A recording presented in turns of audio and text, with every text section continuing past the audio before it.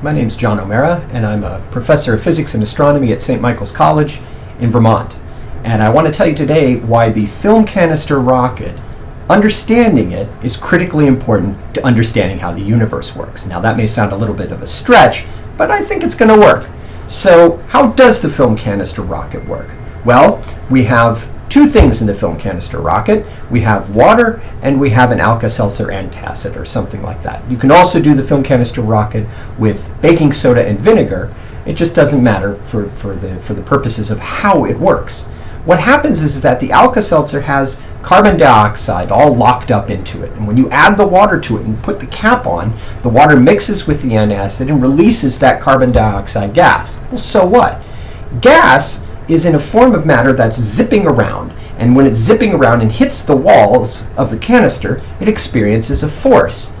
And by Newton's third law of motion, whenever you experience a force, whenever you have an action, you get an equal and opposite reaction, and that's why the rocket works. Because when the atoms bounce off the walls of the canister and feel a force from the walls also feel a force from the atoms, and we call that force pressure. And as the gas is released, more and more pressure builds up inside of the rocket until at one point there's enough force bouncing off the walls of the canister that it pops off and launches.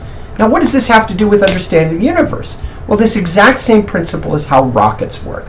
Rockets don't work by pushing off against the ground. Instead, rockets work by taking gas and shooting it out of the rocket as fast as possible, putting as much of a force on the gas as possible. But by Newton's third law, there's as much of a force on the gas as there is on the rocket. So the gas goes down, the rocket goes up.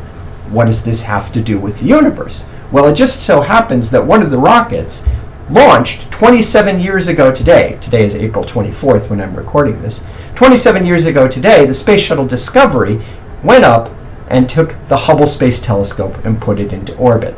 And the Hubble Space Telescope, pictured here, is one of the tools that I use to try to understand the universe. How I try to take Newton's laws and many of the other laws of physics and try to apply them to what we see out there in the universe. Figure out our entire history, how stars form into galaxies, how galaxies go through their life cycle and sometimes combine and make new stars, and how those stars go through their life cycle, explode and die, send their stuff out into space that then collapses down, forms new stars, and sometimes planets, and sometimes people who play with film canisters. So that's why I think the film canister rocket and Newton's third law is pretty dang cool.